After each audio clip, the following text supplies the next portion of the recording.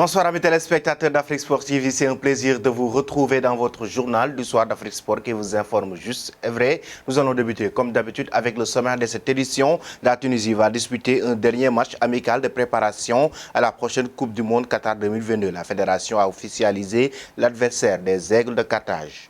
Sale temps, décidément, pour Bouna Sarr, récemment opéré d'un genou et forfait pour la Coupe du Monde 2022. L'international sénégalais du Bayern Munich a connu une affligeante mésaventure en rentrant d'un week-end en famille dimanche à l'aéroport de Munich. Un but et 3 passes décisives. Autant dire que dimanche soir, lors de la réception de l'Athletic, Ousmane Dembélé a réussi à montrer son plus beau visage avec le FC Barcelone.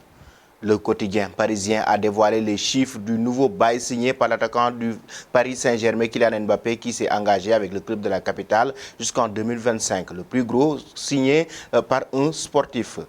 Ensuite, le Paris Saint-Germain a fait une sortie musclée après les révélations de la presse sur le nouveau salaire de Kylian Mbappé qui secoue le monde du football.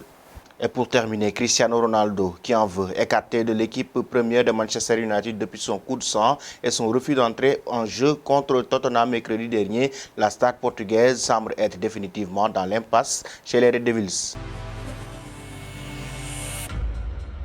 Bienvenue dans cette édition du soir que nous allons débuter avec la Tunisie. Les Aigles de Carthage vont disputer une dernière rencontre amicale de préparation à la prochaine Coupe du Monde Qatar 2022. La Tunisie arrivera au Qatar bien préparée après avoir remporté la Kirin Cup en juin au Japon, puis enchaîné par les Comores et le Brésil en septembre. Les Aigles de Carthage ont programmé un dernier rendez-vous avant la Coupe du Monde 2022 ce dimanche. La Fédération tunisienne de football a ainsi révélé que les hommes de Jalel Kadri croiseront le fer avec l'Iran, lui aussi qualifié pour la compétition le 16 novembre prochain à Doha. En match amical auparavant, les Tunisiens seront en stage du 6 au 13 novembre à Dammam, en Arabie Saoudite. Logés dans le groupe D du mondial, Kazri et sa bande affronteront ensuite le Danemark, l'Australie, puis la France. Et nous allons en Allemagne avec le joueur sénégalais Bouna Sarr, qui a été traité comme un dealer en hostile et qui pousse un coup de gueule à l'endroit de la police et de la douane au niveau de l'aéroport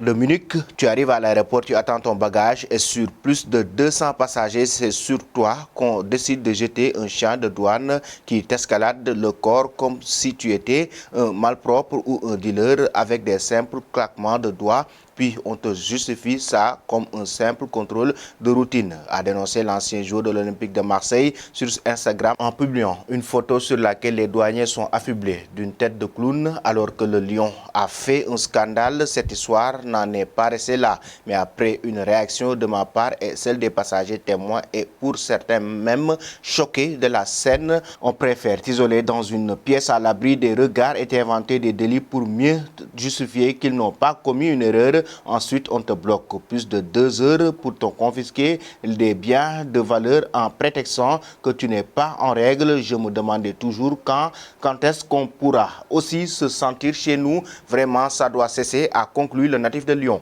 Et puis nous allons en Espagne avec la presse catalane qui a félicité Ousmane Dembélé après sa prestation XXL avec le FC Barcelone ce dimanche soir face à une équipe pourtant solide. Cette saison entraînée par l'ancien de la maison Ernesto Valverde, Dembouz a encore mis tout le monde d'accord, lui qui est régulièrement encensé depuis le début de la saison par des médias catalans. Un sacré face turn comme diraient les amateurs de catch, puisqu'il y a encore quelques mois, il était régulièrement critiqué et était souvent le bouc hémisphère des médias et des fans, de quoi ravir les médias locaux à l'image de Mundo Deportivo qui souligne qu'il est le 3e meilleur passeur européen sur l'année 2022 avec 15 passes décisives seulement devancé par Messi, Kevin De Bruyne. Le média parle même de Dembélé anthologique, lui attribuant un joli 10 sur 10 dans les notes de la rencontre. Sur chaque action, il a fait ce qu'il fallait faire, un match parfait, ajoute le journal local. Sport lui attribue également la meilleure note de la partie avec 9 sur 10 et un nombre d'articles conséquents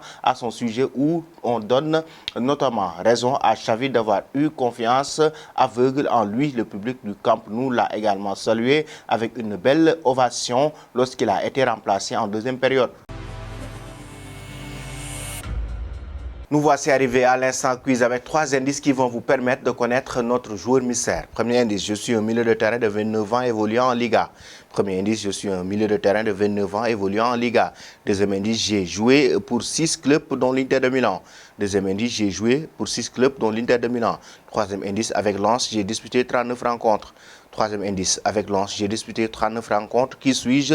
Vos réponses seront attendues en commentaire. Et puis nous allons en France, notamment au Paris Saint-Germain. Le nouveau salaire de Kylian Mbappé a été dévoilé et crée une grosse polémique au sein de la capitale française. En effet, le Parisien a dévoilé ce dimanche soir les chiffres stratosphériques du nouveau contrat de Kylian Mbappé signé entre les 20 et 21 mai dernier, précise le quotidien. Dans ce contrat de 2 saisons plus une en option, le buteur de 23 ans aurait d'accord touché une prime à la signature de 180 millions d'euros payés en 3 saisons avant de percevoir un salaire mensuel de 72 millions annuels, soit 6 millions d'euros mensuels, 2,7 millions d'euros après déduction des impôts. Une prime de fidélité est également incluse, une prime de fidélité de 240 millions bruts, là aussi en 3 fois, 70 en 2022, 80 en 2023 et 90 en 2024. Au total, Kylian Mbappé pourrait donc empocher 630 millions d'euros s'il reste au club de la capitale jusqu'à la fin de son engagement. Sur le papier, il s'agit de plus gros contrats signés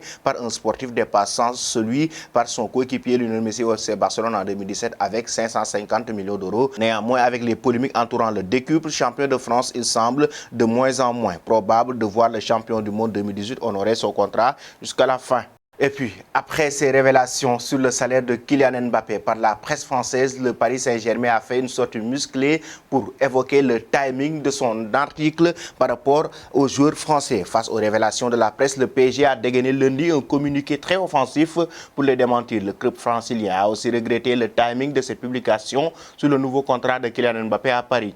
Suite à l'article sensationnaliste publié hier au sujet du club et l'un de ses joueurs, le Paris Saint-Germain s'inscrit en faux contre le récit de ces détails allégués. Le timing de publication interroge à quelques heures d'un important match de Ligue des Champions a ainsi taclé le club parisien.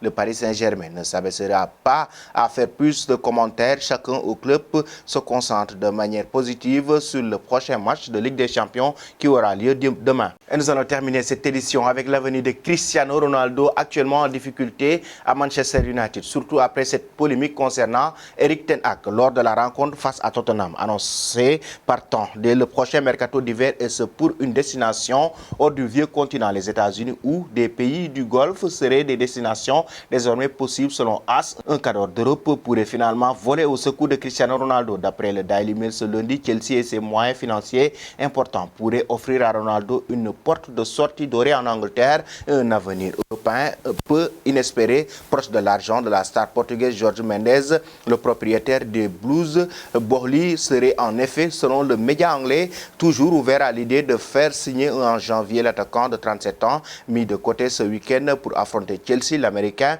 serait déjà montré intéressé cet été, mais son ancien coach Thomas Tuchel s'était opposé à la venue de Ronaldo, ce qui ne devrait pas être le cas du nouvel entraîneur londonien Potter. D'après ESPN, Manchester United serait de son côté disposé à laisser filer sa star gratuitement en janvier afin d'économiser les 6 derniers mois de son gros salaire, son contrat expirant en juin 2023. Voilà, chers amis téléspectateurs d'Afrique Sport TV, c'était tout pour votre journal du soir. Avant de vous quitter, la question concernant Kylian Mbappé. Que pensez-vous du salaire du joueur français au Paris Saint-Germain? En même temps, Cristiano Ronaldo doit-il rejoindre les Blues de Chelsea en janvier? Merci et bonne fin de soirée.